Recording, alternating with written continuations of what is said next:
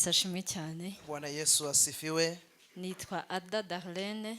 Anaitwa majina hayo ambayo ameyataja. Haba ndi umufasha wa Pastor Desire. Naye ni msaidizi wa mchungaji Desire. Tukaba tufite mission yo kwigisha umuryango. Na tuko na mission ya kufunza familia. Hanyuma muri Ufuru nkaba shinzwe n'ubundi umuryango. Katika familia ya Ufuru yeye ni msimamizi wa familia ama mwakilishi wa familia. Kandi ndashimira cyane abayobozi ba Ufuru batekereje ko ibyo bintu nabishobora. Na ninashukuru viongozi wa Ufuru ambao waliona kwamba majukumu hayo nitayaweza. Kandi n'abatwakiriye hano nabo turabashimira, Yesu abahe umugisha. Na waliotupokea mahali hapa tunawashukuru, Mungu awabariki. Tugiye kwiga rero uko umuryango ari ishingiro ryo gukomeza ububyutse.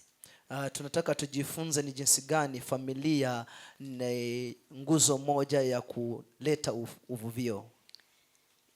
Nubwo nyine turi kuvuga ububyutse, hata kama tunazungumzia uvuvio, kandi tukagaragaza cyane ko gusenga ari ibyo bintu bishobora kudufasha cyane kubona ububyutse, na kuonyesha kwamba maombi ndio yatakayotusaidia haswa katika uvuvio. Ariko ntabwo twakwirengagiza umuryango, lakini hatuwezi kuweka kando familia, kuko ishingiro ry'ububyutse riri muri family. Maana msingi wa uvuvio unaanzia katika familia. Umuyobozi wese w'itorero, kiongozi yeyote wa kanisa, abantu afite imbere ye ni abantu bavuye mu muryango. Watu wa kwanza wa msingi alionao ni wa familia yake. Abo bantu ashaka ko bagira ububyutse baje baturutse mu muryango. Hao watu ambao wanataka wawe na uvuvio wamekuja wakiwa wametoka katika familia. Niyo mpamvu ari byiza rero kuvuga ku muryango cyane, ntiwabura mu bubyutse. Ndio maana ni vizuri tuzungumzie pia kuhusu familia, hilo haliwezi kosa. Intego rero y'iyi nyigisho, malengo au madhumuni turagira ngo habeho gusobanukirwa ububyutse ko butangirira mu muryango, kandi ko umuryango ubakiye kuri Kristo ari wo shingiro ry'itorero rikomeye. Tunataka watu waelewe kwamba uvuvio unaanzia katika familia, na familia ambayo imejengwa kwake Kristo Yesu. Reka tubanze twibaze ububyutse ni iki? Tujiulize kwanza, je, uvuvio ni nini? Ububyutse ni gikorwa Imana ikora kigasubiza abantu mu rukundo rw'Imana. Uvuvio ni kitendo ambacho Mungu anakitenda cha kuwarejesha tena katika mapendo yake. Hakaza ikintu cyitwa kwera, na kukawa na utakatifu, kumvira no gukorera Imana n'umutima mushya, kusikia na kumtumikia Mungu kwa moyo uliofanywa upya. Ibyo nibyo byitwa ububyutse. Hiyo ndio maana ya uvuvio. Hanyuma turebe ububyutse burambye bisobanuye iki? Alafu tutatazama uvuvio wa muda mrefu. Hariho ububyutse hakabaho n'ububyutse burambye. Kuna uvuvio na kuna uvuvio wa muda mrefu. Ububyutse burambye, uvuvio wa muda mrefu ni ububyutse buturuka mu gisekuru bugakomeza. Ni uvuvio unaotokana na kizazi na hatimaye kuendelezwa. Igisekuru kikizera kigahereza ikindi gisekuru. Kizazi kinaamini na hiki kizazi kitakapotoka kinapasa kwa kizazi kingine. Kandi bigakomeza gutyo. Na ikawa inia uendelefu. Rero hariho abantu batwereka, hariho imirongo twabona muri Bibiliya yatwereka ubwo bubyutse bukomeza. Kuna maandiko ambayo yanatuonyesha huo uvuvio endelefu. Urwandiko rwa kabiri rwa Timoteyo, waraka wa pili wa Timoteyo, igice cya mbere n'umurongo wa 5, sura ya kwanza mstari wa 5. Urwandiko rwa kabiri rwa Timoteyo, waraka wa kwanza wa Timoteyo, waraka wa pili wa Timoteyo, igice cya mbere n'umurongo wa 5, sura yake ni ya kwanza mstari wake wa 5. Handitse ngo kuko nibutse kwizera kutaryarya kukurimo kwabanje kuba muri nyogokuru Loisi no muri nyoko Unike, kandi nzi neza yuko kukurimo nawe. Naomba ili andiko nilisome. Timoteyo wa pili sura ni ya kwanza mstari wake ni wa 5, anasema hivi: nikikumbuka imani uliyo nayo isiyo na unafiki, ambayo ilikaa kwanza katika bibi yako Lois na katika mama yako Eunike, nami na sadiki wewe nawe unayo. Murumva ko ari ukwizera guturuka muri nyogokuru. Unasikia sasa ni imani iliyoanzana na shosho None ama bibi. Paulo ahuye na Timoteyo, Sasa Paulo amekutana na Timoteyo nawe afite kwa kwizera, naye akiwa na imani hiyo hiyo. Ni ububyutse mbega bukomeje, Na ni uvuvio ulioendelevu, burarambye, ni uvuvio wa muda mrefu. Zaburi ya 78, Zaburi ya 78 kuva ku murongo wa 4 kugeza ku murongo wa 7, mstari wake wa 4 hadi wa 8. Zaburi ya 78, Zaburi ya 78 umurongo wa 4 kugeza ku mstari murongo wake wa 4 hadi 7. Ibyo twumvise tukamenya, Yale tuliyosikia na tukayajua, ibyo basogokuruza batubwiye, yale mababu zetu walituambia, kuko yakomeje guhamya mu Bayakobo, kwa maana aliendelea kuyashuhudia kwa wale wa Yakobo. yashyizeho itegeko mu Bisirayeli, Aliweka amri katika Waisraeli, iryo yategetse basogokuruza, yale ambayo aliyowaamuru mababu wa mababu zetu, ngo babibwire abana babo, ili waambie watoto wao, kugira ngo abigihe kizaza, ili ya kwamba wale watakao kufuata bazabimenye, wayajue, nibo bana bazavuka, ndio watoto watakaozaliwa, ngo nabo bazahaguruke, nao wasimame babibwire abana babo, waambie watoto wao, kugira ngo biringire Imana, ili kwamba wamtumainie Bwana, kandi batibagirwa iby'Imana yakoze, na wasije wakasahau yale Mungu aliyotenda, ahubwo bitondera amategeko yayo, bali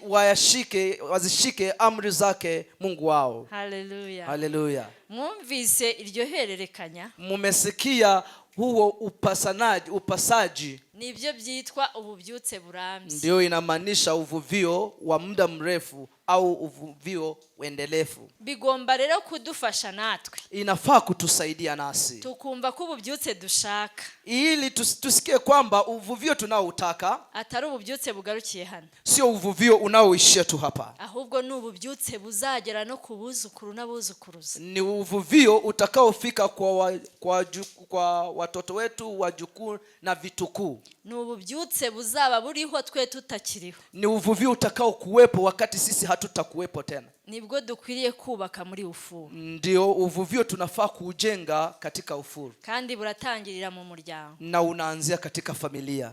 hanyuma rero turebe ukuntu umuryango umeze imbere y'Imana. Sasa basi tutazame jinsi familia ilivyo mbele zake Bwana. Umuryango niwo rusengero rwa mbere Imana yashyizeho. Familia ndilo kanisa la kwanza Mungu aliweka. Imana ntago yigeze irema pasiteri, Mungu hakuumba mchungaji au pastor. ntago yigeze irema apotre. Mungu hakuumba apostle, Ahubwo Imana yaremye umusore witwa Adamu, lakini Mungu alimuumba kijana mmoja aliyeitwa Adamu, irema n'umukobwa w'inkumi witwa Eva. na Mungu akamuumba msichana mmoja aliyeitwa Eva. Bigaragara mu Itangiriro ibice 2, na inapatikana katika kitabu cha Mwanzo sura ya 2. Abo bantu ni Imana yaremye, Hao watu ndio Mungu aliyowaumba, ihita inshingano, na Mungu akawapa majukumu, arababwira ngo ni mubyare mwororoke, akawaambia enendeni mkazae mkaijaze dunia. Rero Imana yaremye family.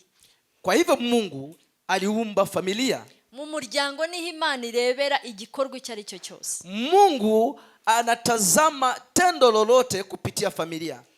Uzarebe niyo bavuga abantu bo muri Bibiliya, Tazama wanapozungumzia watu waliomo katika Biblia, bavuga izina rye bakavuga na se.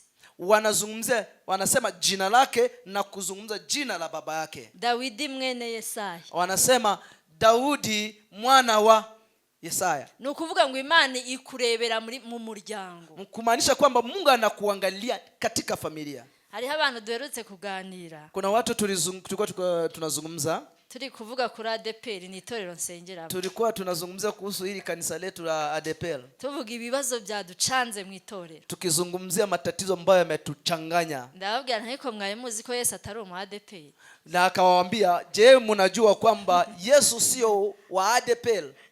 Yesu aje uyu munsi Kristo akirudi leo tukumva ngo ahagaze i Kigali, tukasikia amesimama mjini Kigali, ntabwo yaza gusengera muri ADEPR, hata kuja kuombea katika kanisa la ADEPR. nyine hari ukuntu abantu bishyiraho, Kuna jinsi watu wanavyovijibeba, bakumva Yesu ni uwabo nyine wenyine, wanajisikia Yesu tu ni wetu. ariko Yesu aba mu muryango, Lakini Yesu anaishi katika familia, kubera niwe yashyizeho umuryango, kwa sababu yeye ndiye mwanzilishi wa familia. ibindi ni iby'abantu bishyiriraho, Mambo mengine ni watu wanajitungia. Imana idufashe cyane. Mungu atusaidie sana.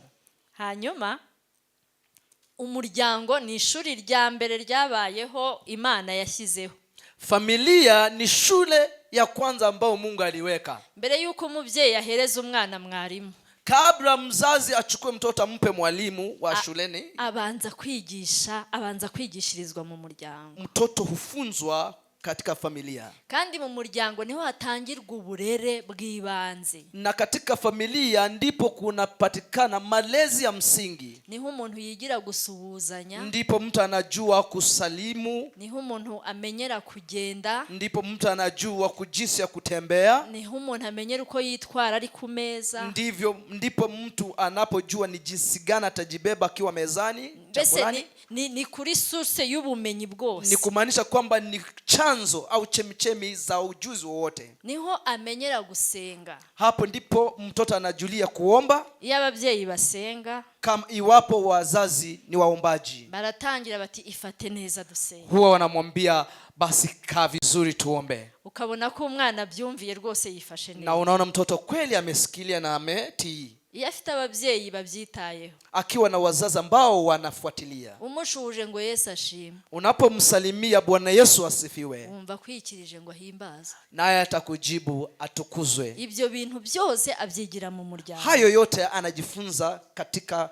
wanja wa familia. Ababyeyi rero nibo bashumba ba mbere b'abana. Wazazi sasa ndio wachungaji wa kwanza, turebye nibo bashumba ba mbere b'umwana, ndio wachungaji wa kwanza wa mtoto. murumva ko itorero ryatangiriye hasi. Hiyo ni kumaanisha kanisa limeanzia pale katika familia. Muzi impamvu ububyutse buri kutugora?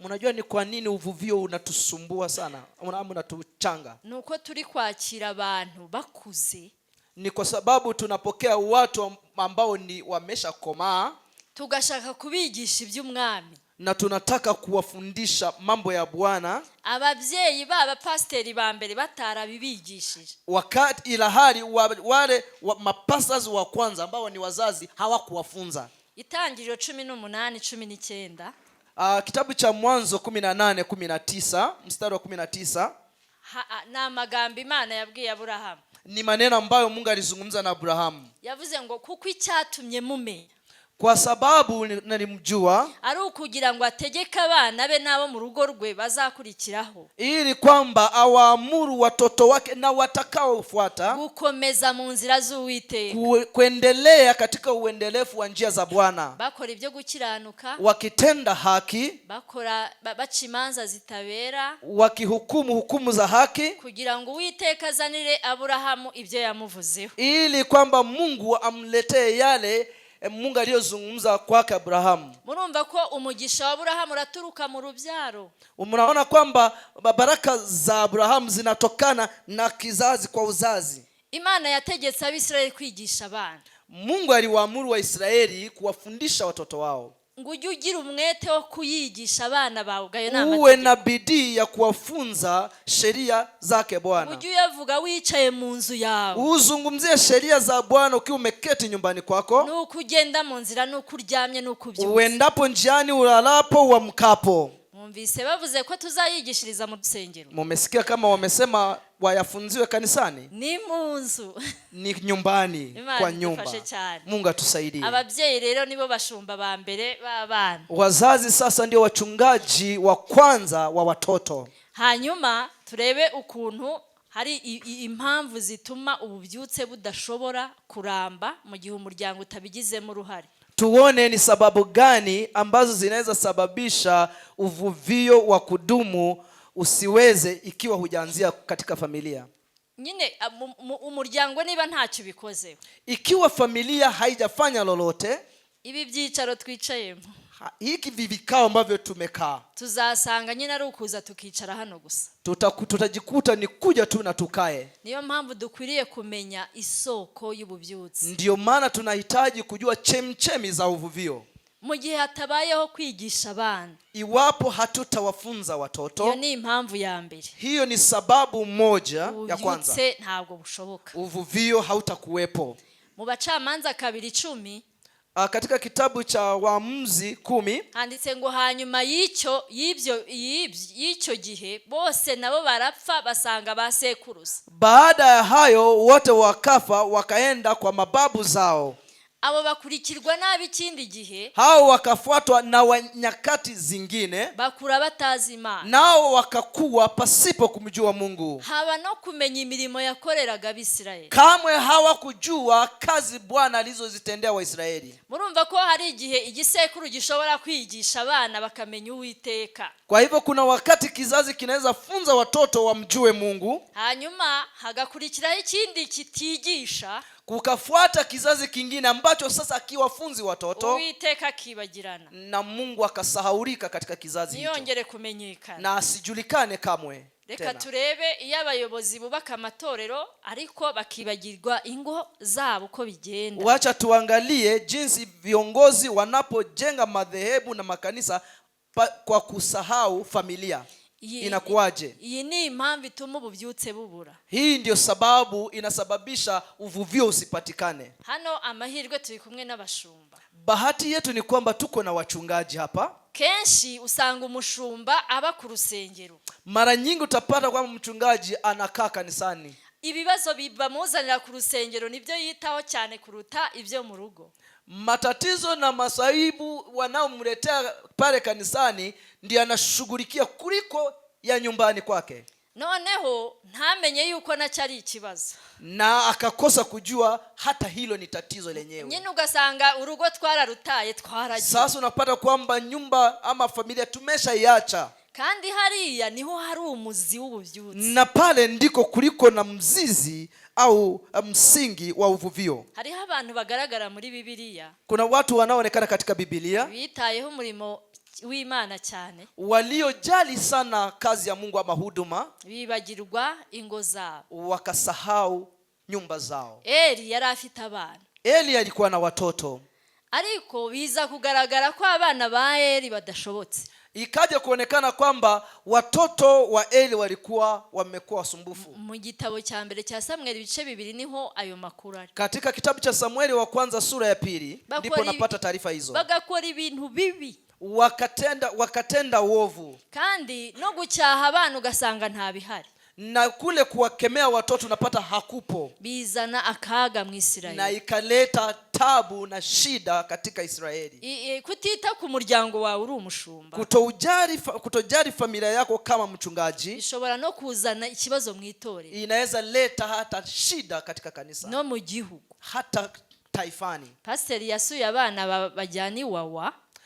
Mchungaji aliwatembelea watoto wanaopelekwa katika maeneo ya kuhifadhi wenye wameshindikana, abana bananiranye banywa ibiyobyabwenge, wale ambao wanatumia vileo na mihadarati. Asanga harimo n'abana b'abashumba, akapata kwamba kuna hata watoto wa wachungaji. Wakwibaza tese haba habaye ikihe kibazo? Unaweza jiuliza ni shida gani iliyotokea? Ni kwa kundi nyine tugenda, ni vivyo hivyo tunapoenda, hanyuma urugo rugasigarana abakozi, tunapata kwamba boma imebaki na wafanyakazi. Abayobozi bubaka amatorero gusa ariko bakibagirwa ingo zabo, viongozi wakijenga makanisa tu na wasahau nyumba zao, biragoye ko ububyutse bwaza, itakuwa ngumu kwa uvuvio kupatikana. Samueli yari umuhanuzi mwiza cyane. Samueli alikuwa nabii mzuri cyane. Samueli ni umuhanuzi. Samueli ni nabii. Mu gitabo cya mbere cya Samueli 18 niho ushobora kubibona. Samueli wa kwanza sura ya 8. Amaze kugera mu gihe cyuko haboneka umusimbura we, wakati alikuwa amezeeka na anahitaji mtu wa kubaki kwa nafasi yake, basanga ngo abana be ngo ntabwo ngo bameze nka Samueli. Ikapatikana kwamba watoto wake hawakuwa nakaa kama Samueli. Ibi ni ibintu tugomba gutekereza. Haya ni mambo ambayo tunafaa kuyafikiria. Kubera iki abana batari bameze nka Samweli? Kwa nini watoto hawakuwa kama Samueli? Ese yari abafitiye umwanya? Je, alikuwa na nafasi yao? Ntabwo nzi niba ariko byari bimeze, ariko umuntu yabitekereza. Sijui kama ndivyo ilivyokuwa, lakini mtu anaweza fikiria kuliwaza hilo. Noneho undi muntu yitwa Dawidi. Mtu mwingine aliyeitwa Dawidi. Dawidi nawe yari intwari cyane. Dawidi alikuwa shujaa. Ku rugamba ngo ntiyigeze araswa. Vitani hajawahi shindwa. Nta gikomere cyo ku rugamba hakuwa hata na kovu. Ariko mu rugo, lakini nyumbani, mu rugo byari ibibazo, tabu tupu. Amunoni yafashe ku ngufu Tamari. Amnoni akamkamata darake Tamari. Ariko ntaho tubona Dawidi yaba yarafashe igihano ngo ahane Amunoni. Lakini hakuna mahana ambapo tunamuona kwamba alimwadhibu Amnoni. Nyine gukunda umwana ni byiza. Kumpenda mtoto ni vizuri. Ariko no kumuhana nyine byiza bitari bya bindi bya kera ntacyo bitwaye. Na kumwadhibu vizuri hiyo haina tatizo. Hazo ndi witwa Absalomu. Kukaja mwingine aliyeitwa Absalom. Absalom amugeza kure cyane. Absalom kamsumbua zaidi. Ageza nubwo ahunga. Ikafika mahala ambapo hata alitoroka nyumbani. Absalom arongora abagore ba Dawidi. Absalom huyo akawa anapitia wake za babake. Byari ibintu bibi cyane. Ni mambo maovu zaidi. Dawidi ariko yari umuntu w'Imana. Na ila hali Dawidi alikuwa ni mtu wa Mungu. Kubura umushumba mwiza. Kuwa wewe ni mchungaji mzuri. Ni umuntu w'Imana abantu bemera. Na wewe ni mtu wa Mungu ambaye watu wanakuamini na wanakudhamini. Ntabwo byabuza ko warangara ntureba abana. Haiwezi sababisha kwamba ukose kuwa mwangalifu na upoteza watoto wako. Ariko ugasanga nyine ibintu byabaye nabi. Na unapata mambo yamekuwa vibaya. Iyo makuru yo kwa pastor ari mabi. Ikiwa taarifa katika boma ya mchungaji ni mbaya, mwitorero naho biba bizwi ko kwa pastor byananiranye. Kanisani nako kunajulikana kwamba kwake mchungaji si kuzuri. Baba babizi. Wanajua. Noneho nakuvuga ngo urahagarara uvuga ububyutse. Sasa kusimama na useme unahubiri uvuvio, kandi bazi yuko nawe ibyawe bitahagaze neza, na wanajua vizuri mambo yako nayo hayapo sambamba, ntabwo byoroha. Inakuwa ngumu. Ububyutse rero burasaba abashumba kureba mu ngo. Uvuvio sasa unahitaji wachungaji kuanza kurusha macho nyuma kwa familia. Nigeze kuba nyoboye umuryango mu itorero ryacu.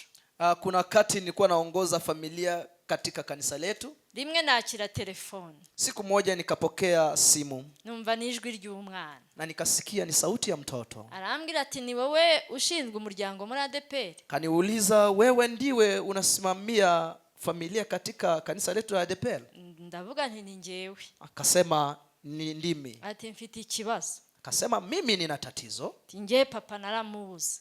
Akasema babangu mimi nilimkosa. Iyo mubwiye ko mushaka, ninapomwambia kwamba baba ninakutaka, arambwira ngo ndi mu maraporo. Anamwambia mimi niko katika kutengeneza ripoti. None nagira ngo ngusabe. Sasa nataka nikuombe. Mwagabanije ayo maraporo musaba papa. Mnaweza punguza hizo ripoti za baba yangu ambazo kila wakati. Numvise agahinda kanyishe. Nilihisi huzuni. Kandi koko nsanga ayo maraporo turayasaba. Na nikakuta kweli hizi ripoti tunazo. Ibi bintu rero ahantu bizubakirwa mu by'ukuri simpaza. Haya mambo mahala ambapo yatakapotengenezewa sijui. Abashumba bakuru umuntu yabigisha gute ku buryo bumva ko barekura umushumba muto akajya mu rugo? Wachungaji wakuu itakuwaje, tutawafunzaje ndio wajihisi kwamba wanaweza achilia hao wachungaji waende kwa bakagombye kubabaza igihe baherukira mu rugo.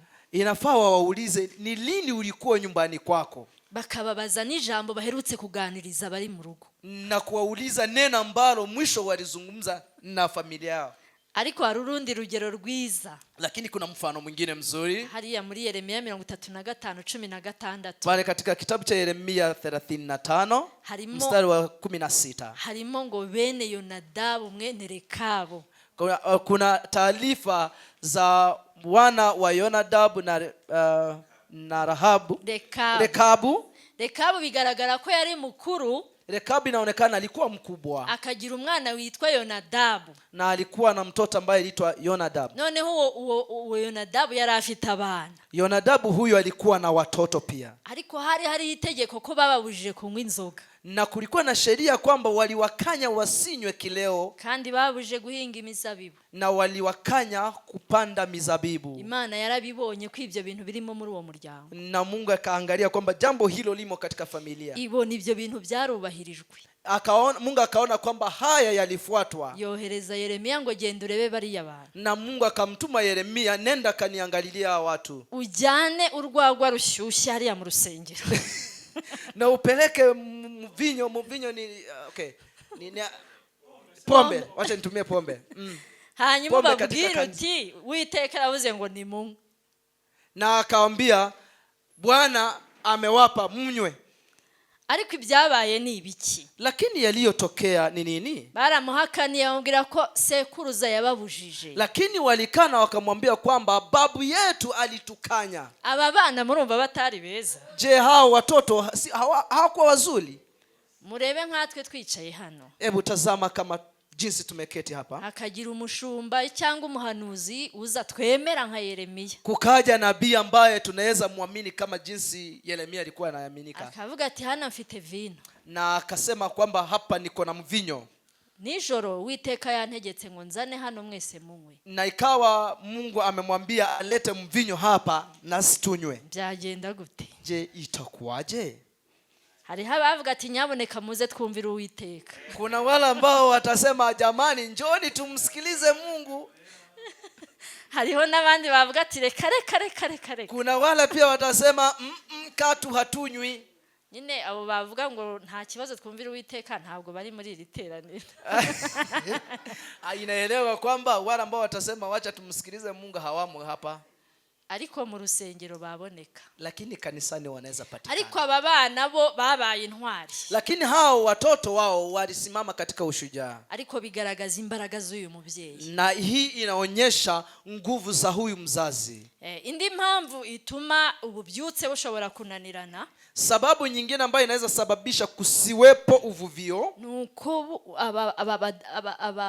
kutuzuza inshingano kutotimiza majukumu kwa waliooana ama kwa wanandoa. Izi inshingano ni izihe? Haya majukumu ni yapi?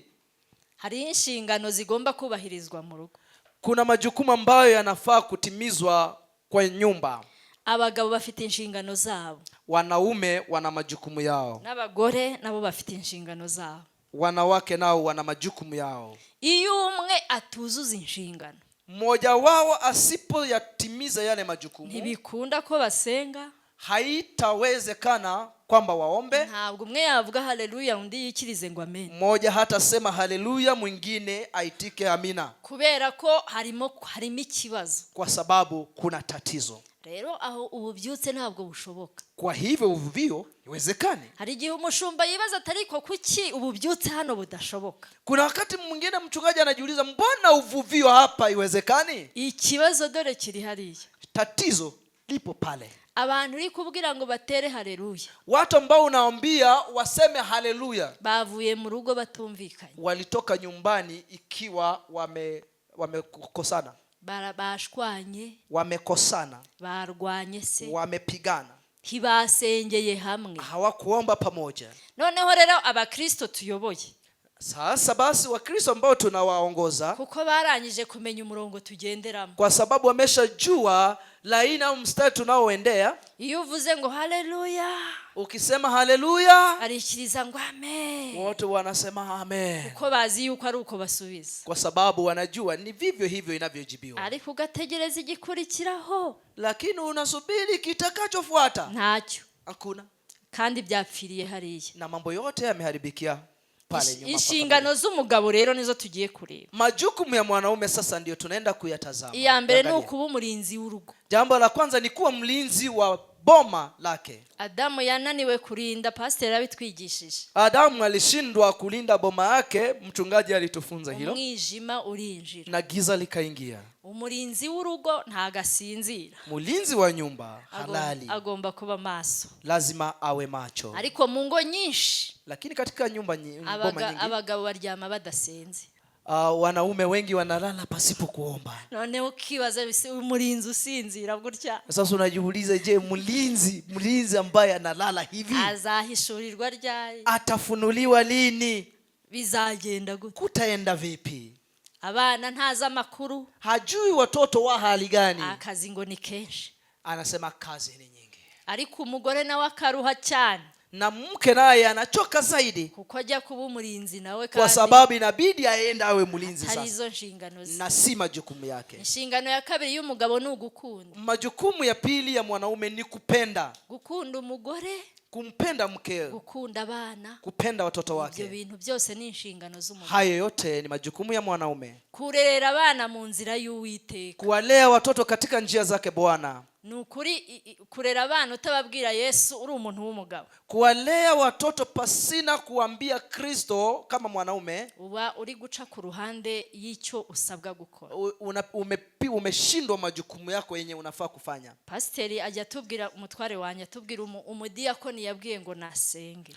Mchungaji ambaye ni mume wake aliambia deacon mmoja aombe mu iteraniro katika kusanyiko. Gwicyuye kiramurenga cyane bigaragara. Jasho likamtiririka huyo deacon. Hanyuma abaza umugore we. Kisha akamuuliza bibi yake, ararwaye bimeze. Akamuuliza, je, bwanako ni mgonjwa? Atahubwo burya ntabwo uzi ikintu wakoze. Akamwambia, wewe hujui ni nini umefanya. Kuva igihe twabaniye, tangu tuishi naye, sindumva avuga ngo mwami Yesu. Sijawahi sikia akisema Bwana Yesu. Urumva gusenga rero kumuhamagara mu iteraniro byari ibintu bikomeye. Sasa kumuita kwa kusanyiko kubwa kuomba ilikuwa ni kitu kingine. None mushumba ukwiye kumenya abagabo basenga, basengera imiryango yabo mu bantu yoboye bangana iki. Mchungaji, sasa inafaa ujue kati ya watu ambao naongoza ni wangapi wanaume huwa wanaomba. Kuba umutambyi w'urugo, kuwa kuhani wa boma, nukuvuga ngo ni kuorganiza amateraniro yo mu rugo nayo ku rusengero. Hiyo ni nambari ya 4 kwa wenye wanaandika. Yego. Ni chakani. Yego. Kuba umutambyi w'urugo, kuwa kuhani wa nyumba yako. Nukuvuga ngo nkuko utegura amateraniro yo ku rusengero, kama jinsi unavyoandaa mkutano ya kanisani, niko no mu rugo bigomba kumera. Ndivyo inafaa kuwa katika nyumba yako. Hanyuma ikindi ni uko turi byiza ku bana. Jambo la 5 ni kutabiri mema kwa watoto wako. Kumubwira ko azaba umuntu ukomeye. Kuambia watoto wako utakuwa mtu mkuu. Kumubwira kumwemera. Kumwambia kwamba wewe ninakuaminia. Kumushishikariza kujya mu materaniro.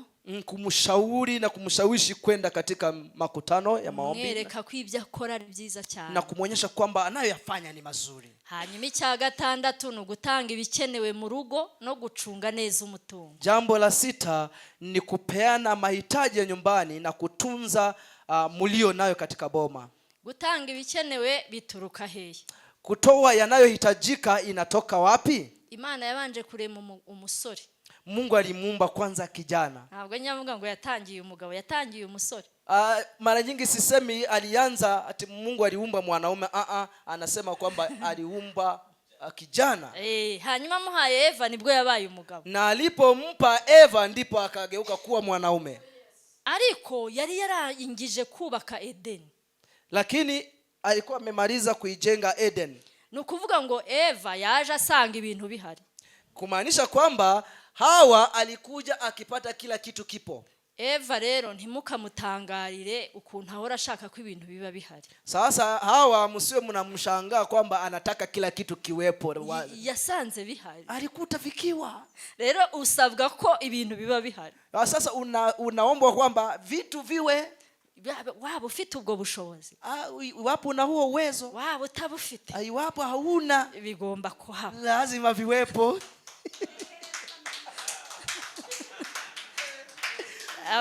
Wenye wameisikia piga hayo makofi vizuri.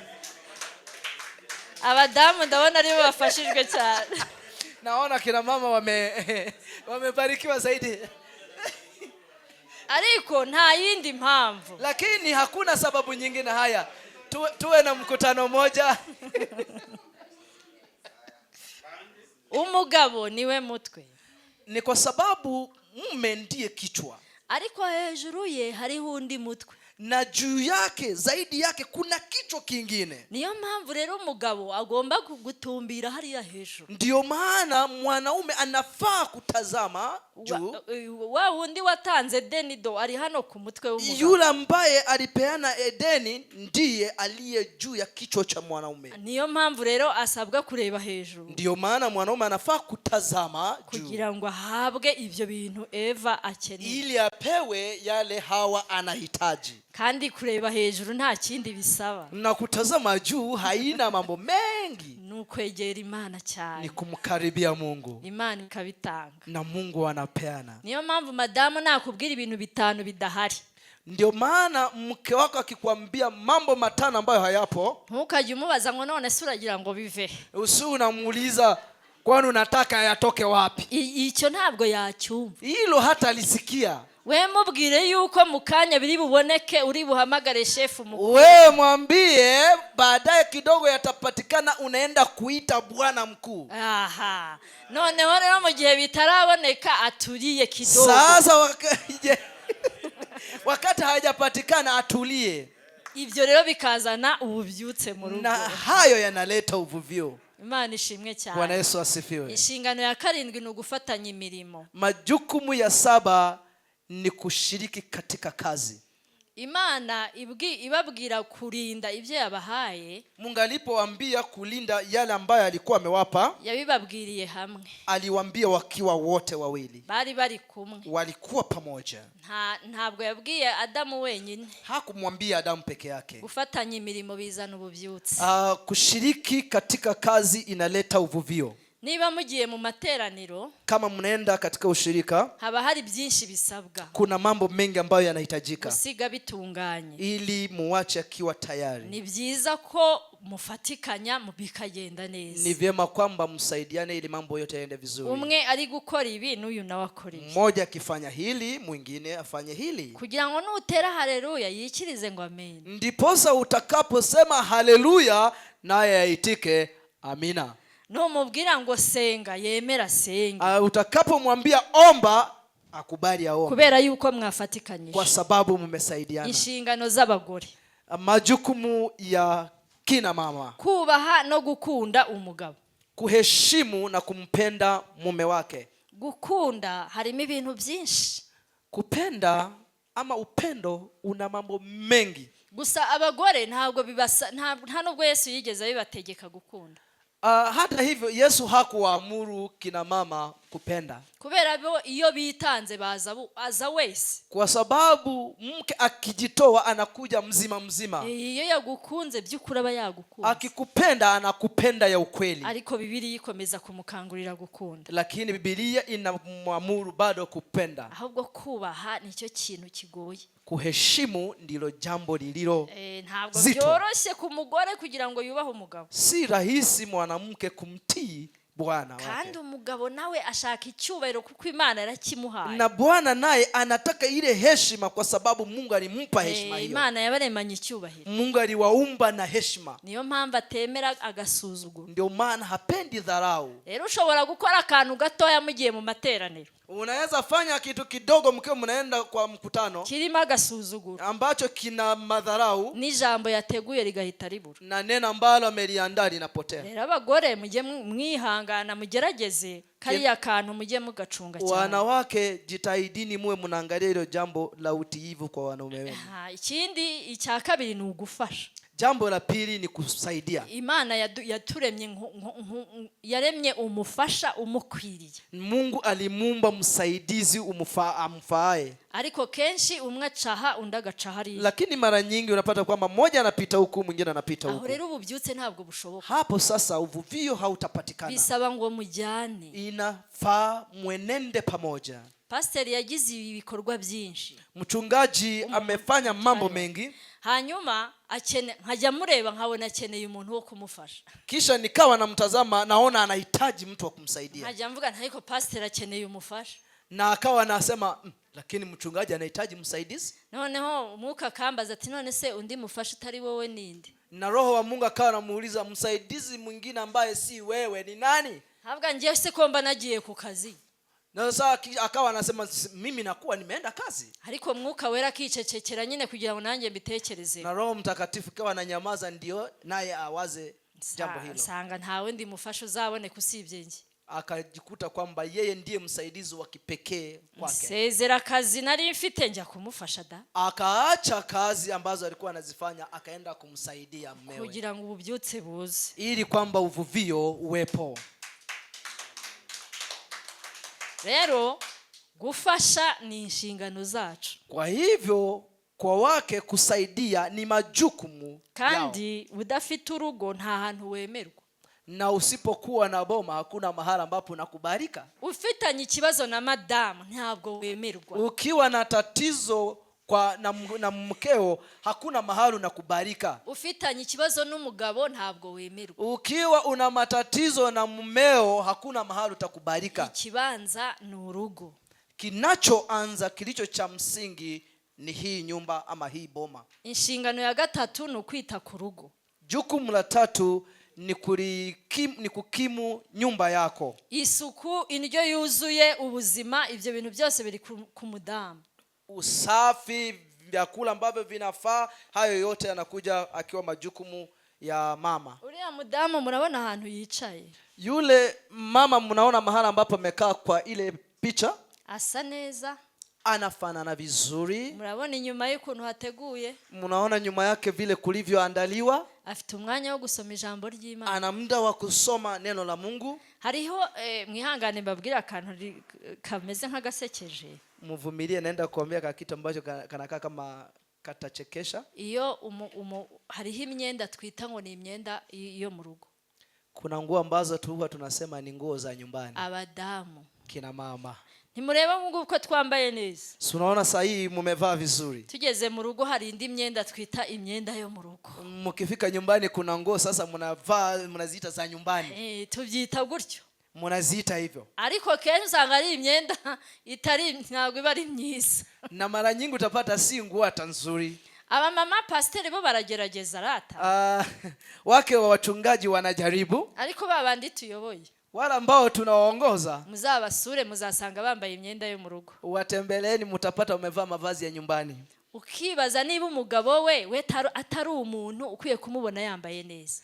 Je, mumewe hafai kumuona akiwa amevaa vizuri? Abandi bo hanze nibo bamubona yambaye neza gusa. Wa nje ndio wanaofaa kumuona akiwa amevaa vizuri pekee. Kandi iyo byafashe neza, na wakati imenata imeshika vizuri, abo mu rugo barabimenyera. Hata wa nyumbani wanazoea hiyo mandhari. Umwenda wacitse ni wo mu rugo. Nguo iliyoraruka ni ya nyumbani. Ifite gatirete kameze nabi niyo yo mu rugo. Hiyo yenye imetengenezwa hivyo kidesign mbaya ni hiyo ya nyumbani. Umugabo nyine arabimenyera, na mume inafika mahala anazoea, n'abana bakabimenyera, na watoto wakazoea. Wakwambara neza, ukivaa vizuri, barakubaza ati ugiye hehe, na alafu watakuuliza unaenda wapi?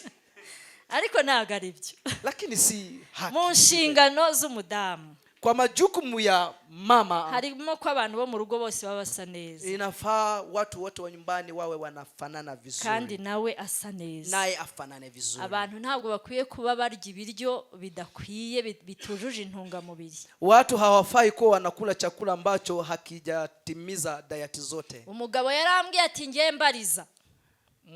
Mwanaume mmoja alimuuliza, niulizie, kubera iki ngewe mpaha ibintu byose? Kwa nini mimi ninaleta kila kitu kwa nyumba chakula, ariko ku meza hakaza indyo ituzuye, lakini mezani kuna kuja chakula ambacho hakijakamilika, hakina diet ya yote? Hari igihe byose biba bihari, kuna wakati mwingine yote yapo, ariko ugasanga nyine umugore kubera shughuli n'ibintu byinshi, lakini unapata kwamba mke kwa sababu ya shughuli nyingi bagakora nyine ibyoroheje biraho, wanafanya yale ambayo ni ya karibu ya dharura. Ugasanga nyine mu rugo harimo imirire mibi, na unapata kwa nyumba jinsi ya kula kandi imirire mibi ntabwo igaragara mu kunanuka gusa, na chakula kibovu hakipatikani, hakionyeshi kwamba tu, hakionekani kwa kukonda, ahubwo no mu kubyibuha cyane harimo imirire mibi. Na hata wakati mwingine kwa kunenepa inaweza sababishwa na jinsi ya mankuli. Rero abo mu rugo baba bakwiye kubiganiraho kugira ngo bigende neza. Sasa watu wa nyumbani wanafaa kuwa wanazungumzia hili ili wajue ni jinsi gani takavyoenda. Umugore aba agomba kuba umwizerwa,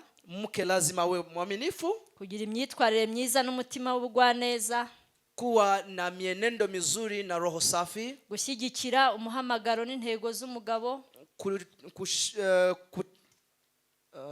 gushyigikira, mnisaidie imenipotea kidogo,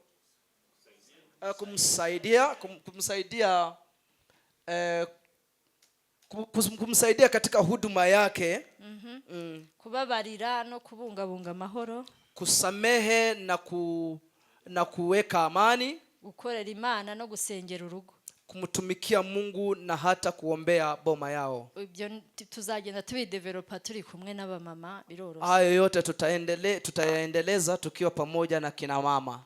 Kubungabunga amahoro ndashaka kukivugaho. Kuweka amani nataka nizungumzie hilo. Hari igihe mu rugo haza amakimbirane. Kuna wakati mwingine kuna kuja mtafaruku nyumbani. Abamama nibo bantu bazi kubungabunga amahoro. Kina mama ndio watu ambao wanajua kuweka amani zaidi. Noneho rero turebe ibiranga umuryango wubaka ububyutse burambye. Tunaenda kuangalia kuhusu familia inayoleta uvuvio wa muda mrefu. Kugira ngo ububyutse bwe burambye umuryango wako, ili kwamba uvuvio uonekane ni wa muda mrefu. Aho muri uwo muryango Kristo ni waba ari umuyobozi. Katika familia hiyo Kristo ndiye anakuwa kiongozi. Mu rugo habaho gahunda yo kuramya Imana. Katika nyumba hiyo lazima kuwe na wakati wa kumwabudu Mungu. Ababyeyi baba urugero rwiza. Wazazi watakuwa mfano mwema. Abana bigishwa nk'abigishwa ba Kristo. Watoto wanafunzwa kana kwamba ni wanafunzi wa Yesu Kristo. Noneho rero uruhare rwa pasteri. Majukumu ya mchungaji. Uruhare rwa pasteri. Majukumu ya mchungaji. No kuvuga ngo pastor ari ku rusengero agomba kumenya yuko ububyutse buturuka mu rugo agatekereza icyo kubikoraho. Majukumu ya mchungaji anafaa kujua kwamba uvuvio unaanzia nyumbani na vivyo awaze ni kitu gani ambacho kinafaa kufanywa. Pastor rero yiheraho. Sasa basi pastor anafaa kuanzia kwake. Kenshi abapasiteri bagenda bonyine. Mara nyingi wachungaji hutembea peke yao. Zarebe niyo babicaje mu rusengero. Tazama hata wakati wanawakalisha kanisani, ntabwo baba bari kumwe n'abafasha babo. Hawako pamoja na wasaidizi wao. Ni mu nsengero zimwe na zimwe. Hapa ni katika makanisa mengine, baadhi ya mengine. Ariko pastor agomba kuba ari kumwe na madamu. Ila mchungaji anafaa kuwa yuko pamoja na mkewe. Nibwo buryo bwiza bwo gucunga neza ububyutse. Ndiyo njia moja nzuri ya kuulinda uvuvio. Hakwiye kuba ministry y'umuryango muri church yawe. Lazima kuwe na huduma ama department ya familia katika kanisa. Gushishikariza umuryango kugira igicaniro cyo mu rugo. Ili washauri familia kuwa na madhabahu nyumbani. Gushishikariza abagabo kuba abashumba mu ngo zabo. Kuwashauri wanaume kuwa wachungaji kwa nyumba zao. Kugira ngo barinde kandi bubake ingo zao. Ili walinde na kuzichunga boma zao. Ibibazo byo kungurana ibitekerezo. Maswali ya kujadiliana. Nagira ngo haraza kubaho umwanya simbizi twabasha gusubiza bino bibazo habayeho amatsinda. Ni ibihe bibazo bibera mu muryango bibangamira ububyutse burambye bw'itorero? Ni matatizo yapi yanayopatikana katika familia yanayosababisha kwamba kusiwe na uvuvio wa muda mrefu? Cya kabiri, nk'umushumba cyangwa umuyobozi ni iki wakora gifatika kugira ngo ufashe imiryango yo mu itorero ryawe kuba isoko yo gukomeza ububyutse aho kuba inkomyi yabwo? Kama mchungaji na kiongozi, ni kitu gani unaweza fanya ili kusaidia familia katika kanisa ili iwe chemichemi ya kuendelea uvuvio bila kizuizi? Icya gatatu, ni uruhe ruhare umugore w'umushumba yagira mu gusigasira ububyutse bukomoka? Swali la tatu, ni nafasi gani ya mke wa mchungaji anaweza kuwa nayo ili kuweka gusigasira uvuvio ububyutse burambye. wa uvuvio udumuo. Yego. Hanyuma rero umusozo. Tamati, Ububyutse burambye ntibushingira gusa ku biterane bikomeye cyangwa ku marangamutima y'igihe gito. uvuvio wa udumuo hautokani tu na mikutano mikubwa ama hisia zinazotokana na vitu ndogo ndogo. Ububyutse buramba iyo ijambo ry'Imana ribaye ubuzima bwa buri munsi mu rugo. Uvuvio huo unadumu iwapo neno la Mungu limekuwa maisha ya kila siku katika boma. Gusenga ubuzima bwa buri munsi ijambo ry'Imana. Ego? Hanyuma umuryango ugasengera hamwe. Familia ni vyema iombe pamoja, kuomba pamoja. Umuryango wigira hamwe ijambo ry'Imana. Familia wajifunze neno la Mungu pamoja. Umuryango ukundana kandi ugakorera Imana. Familia ipendane na imtumikie Mungu. Icyo gitorero rakomera kandi ububyutse bugakomereza mu bindi bisekuru. Wakati huo kanisa linasimama na hatimaye uvuvio unaendeleshwa hadi vizazi na vizazi. Murakoze, Imana ibahe umugisha. Asanteni, Mungu awabariki. All you can do